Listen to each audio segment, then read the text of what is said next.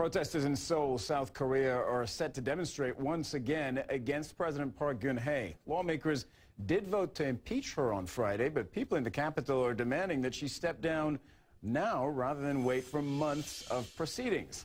For more on this, let's speak to our Paula Hancock, who joins us live from Seoul. Paula, Park Geun-hye has been rather inscrutable since this scandal broke out, apologizing repeatedly, yet refusing to step down. Now, you've followed her career closely. You've interviewed her. What do you make of that? Well, Cyril, we've certainly heard over recent years rumour and speculation that she did not have a big circle of advisors, not necessarily a big circle of friends. She very publicly said before she took power that she'd pulled away from some members of her family to make sure that there was no external influence.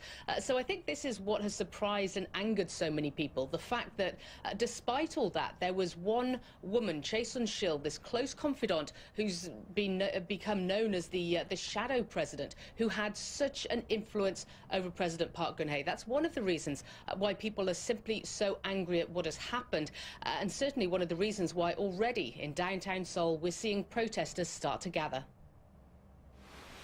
South Korea's first female president, Park Geun-hye, grew up in the presidential Blue House. Her father was president for 18 years. Park got her first taste of politics after her mother was killed in an assassination attempt on her father. With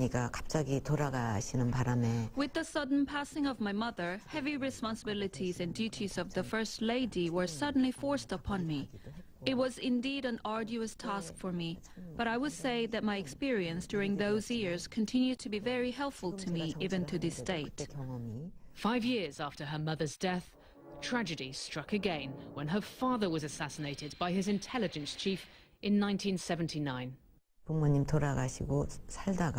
After both of my parents passed away, I lived a very normal life. But come the Asian economic crisis that buffeted South Korea in the late 1990s, I was shocked to see what was transpiring in the country.